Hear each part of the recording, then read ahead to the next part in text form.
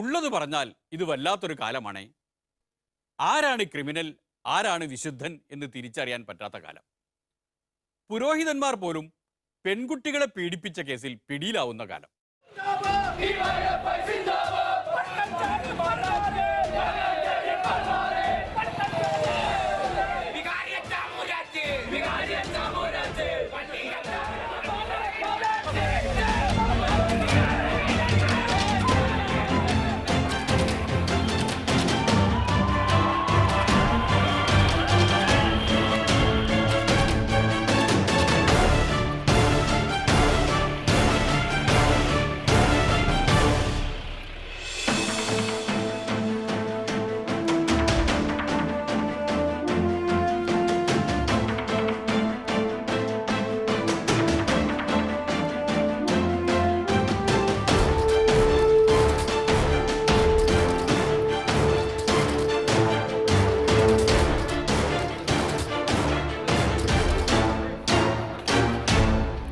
ഞങ്ങൾ കേസിന്റെ പ്രാഥമിക ഘട്ടത്തിലാണുള്ളത്. എന്നാലും കുട്ടിയെ കൂടുതൽ പീഡിപ്പിച്ചതിനും മറ്റുള്ള കുട്ടിയെ സംരക്ഷിക്കപ്പെടേണ്ട സ്ഥാനത്തുള്ള ഒരു ആളാണ് പ്രതിയായിട്ടുള്ളത്. ഒന്ന് സ്കൂളിന്റെ മാനേജറാണ്, പിന്നെ കൂടാതെ പള്ളിയുടെ അച്ഛനാണ്. അപ്പോൾ അത്തരം ആളുകൾ കുറ്റം ചെയ്താൽ കുറച്ചുകൂടി ഗ്രാവിറ്റിയുള്ള വകുപ്പുണ്ട്. അതുകൂടി ഉൾപ്പെടുത്തി ചെയ്ത കുറ്റത്തിനുള്ള എല്ലാ വകുപ്പുകളും ഞങ്ങളതിൽ ചേർത്തിട്ടുണ്ട്. അതുകൂടാതെ അതിൽ കുട്ടിയുടെ സ്വന്തം അച്ഛനെ, സ്വന്തം പിതാവിനെ ഈ കേസിൽ സ്വാധീനത്തിൻ്റെ ഇതിൽ പ്രതിയാക്കാനുള്ള ശ്രമവും തുടക്കത്തിലുണ്ടായിരുന്നു.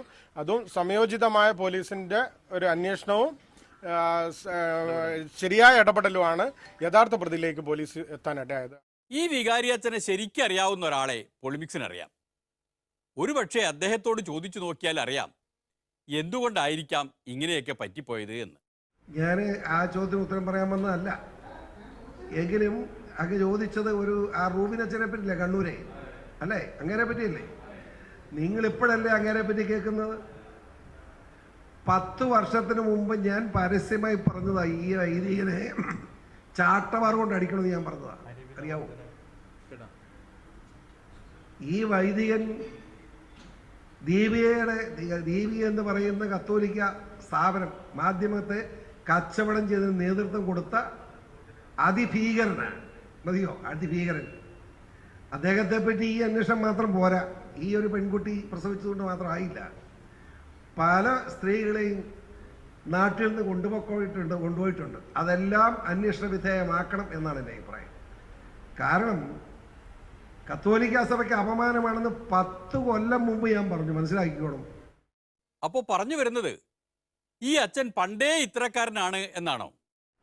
ഞാൻ ഒരു ദിവസം രാവിലെ 10 കൊല്ലം മുമ്പാ 6 മണിക്ക് ഈ അച്ഛനെ വിളിക്കുമ്പോൾ, അതായത് ദീപികയുടെ കച്ചവടം കഴിഞ്ഞിരിക്കുക, അത് വെച്ചിട്ട് ഇച്ചിരി ശക്തമായി ഇടപെടാൻ വേണ്ടി ഞാൻ വിളിച്ചപ്പം ഒരു സ്ത്രീയാണ് ഫോൺ എടുത്ത് 6 മണിക്ക്. ഞാൻ ആ പെണ്ണിനോട് ജനക്കനടി ഇവിടെ കാര്യം ചോദിച്ചു. എടാ, അച്ഛൻ്റെ മുറിയിലാണ് വഴി രാവിലെ 6 മണിക്ക് കച്ചവടം വരും. സെക്രട്ടറിയാണ്, അച്ഛൻ്റെ സെക്രട്ടറിയാണ്. 6 മണിക്കാണോ കച്ചവടം? ഓടിച്ചതാണ്. അന്ന് ഞാൻ പറഞ്ഞ് കേട്ടിരുന്നെങ്കിൽ സഭയ്ക്ക് നാണക്കേടുണ്ടാവില്ല.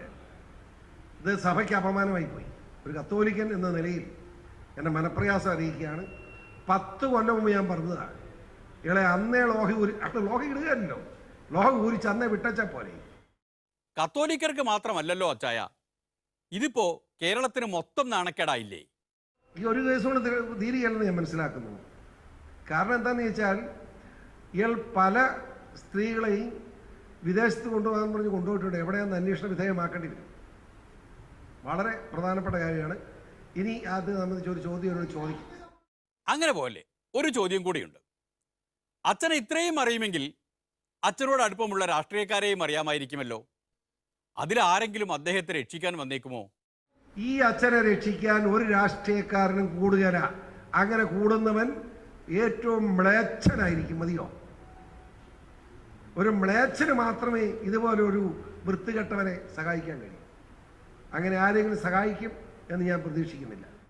അതിപ്പോ ഈ നികൃഷ്ട ജീവികളെ രക്ഷിക്കാൻ ഏതെങ്കിലും മ്ലേച്ഛന്മാർക്ക് തോന്നിയാലോ? ഞാൻ അത് പറയാൻ വന്നതല്ല. എന്നെ കൊണ്ട് ചോദിച്ചത് പറയിപ്പിച്ചതിൽ എനിക്ക് ദുഃഖമുണ്ട്. ദുഃഖിക്കുമ്പോഴും ഇങ്ങനെ ചിരിക്കുന്ന PC ജോർജിനെ കാണുമ്പോൾ ഈ രാഷ്ട്രീയക്കാരെ നേരിടാനുള്ള കരുത്ത് ചോർന്നു പോവുകയാണ്. അതുകൊണ്ട് ഒരു ഇടവേളയിലേക്ക് കടക്കുകയാണ്.